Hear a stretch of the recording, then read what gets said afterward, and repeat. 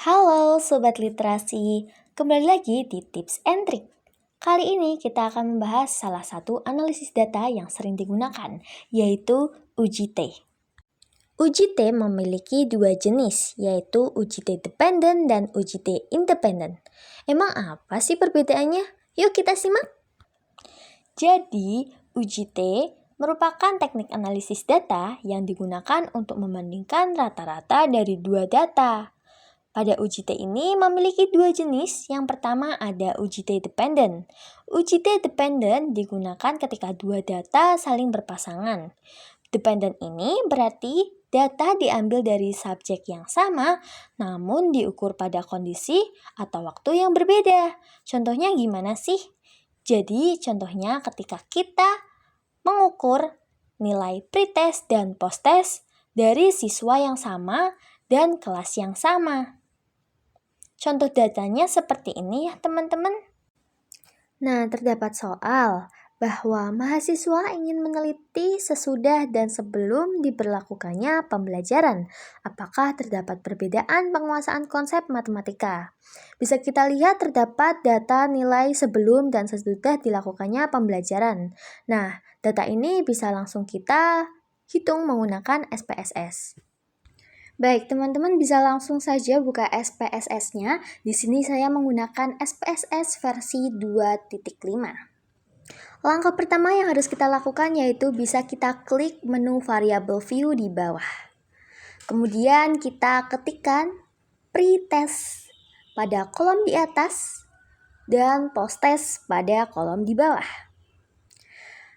Untuk pilihan desimal, karena tadi kita menggunakan angka tanpa desimal, maka kita bisa nolkan saja desimalnya. Kemudian pada label kita bisa tuliskan pretest untuk kolom di atas dan posttest untuk kolom di bawah.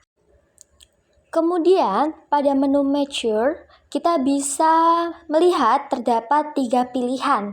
Nah, di sini ya perbedaannya. Baik, setelah itu teman-teman bisa langsung klik data view saja. Nah, pada data view kita perlu mengisikan nilai yang tadi berada di soal.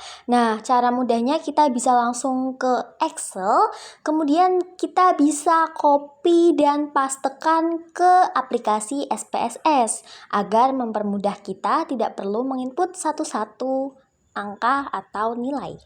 Sesudah memasukkan semua nilai, kita bisa langsung saja klik ke menu Analyze yang berada di atas. Dikarenakan kita akan mengujikan UJT independent, maka menu yang akan kita pilih yaitu Compare Mean. Nah, kemudian kita bisa pilih paired sample t-test ya, teman-teman. Kemudian di sini terdapat pretest dan posttest. Untuk pretestnya, kita langsung saja klik menu panah untuk dimasukkan. Kemudian posttestnya juga klik langsung ke panah. Baik, setelah itu bisa kita okekan saja. Nah, di sini langsung nilainya ini keluar ya teman-teman dari perhitungan UJT independent. Selanjutnya kita akan membahas mengenai UJT independent.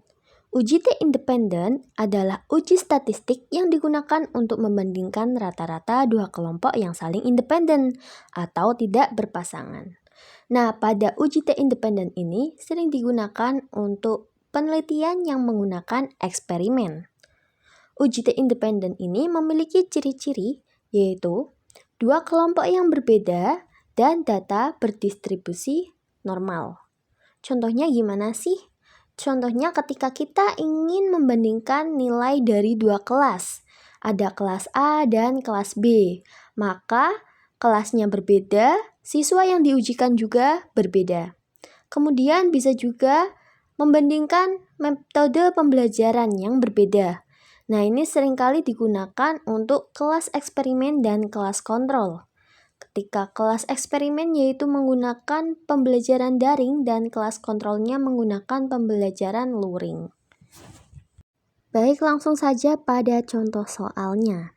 Di sini sudah terdapat soal pada UJT independen, yaitu mahasiswa ingin meneliti seberapa efektif media pembelajaran interaktif berbasis PowerPoint pada materi persamaan linear satu variabel atau PLSV.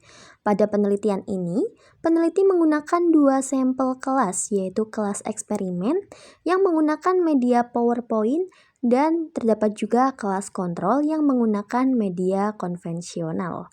Nah, bisa dilihat pada data bahwa pada UJT independen diujikan pada kelas yang berbeda, yaitu kelas kontrol dan terdapat juga kelas eksperimen. Langsung saja kita mengujikan pada SPSS. Teman-teman bisa langsung saja klik pada variabel view, kemudian kita ketik pada tabel di atas itu nilai, dan pada tabel di bawah itu kelompok. Karena kita tanpa angka desimal, maka di sini kita nolkan saja. Kemudian pada label, kita tuliskan di atas itu nilai siswa dan di bawah itu kelas.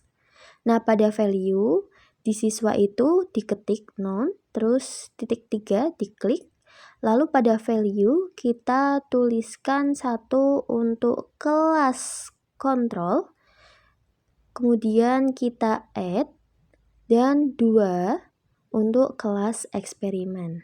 Lalu kita klik add dan oke. Selanjutnya bisa kita klik ke data view untuk menambahkan nilai. Nah, perbedaan dengan dependent yang tadi, untuk independent, nilai itu dimasukkan pada kolom yang sama. Untuk kelas kontrol itu di atas, kemudian untuk kelas eksperimen itu kita masukkan di bawah. Kemudian pada kolom kelompok kita bisa klik 1 untuk kelas kontrol. Kemudian pada nilai kelas eksperimen kita bisa klik nomor 2. Setelah kita masukkan semua data dan sudah sesuai, kemudian kita bisa ke menu Analyze dan kita klik Compare Mean dan kita pilih pada Independent Sample T-Test. Nah, di sini kita bisa masukkan nilai itu ke panah yang atas dan untuk kelas itu di panah yang bawah atau grup. Nah, kemudian bisa kita define.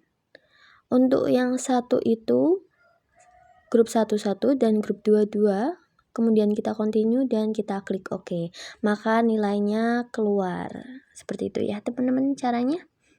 Sekian untuk tips and trick kali ini, semoga bermanfaat. Nantikan tips and trick berikutnya. Jangan lupa like, comment, and share. Bye!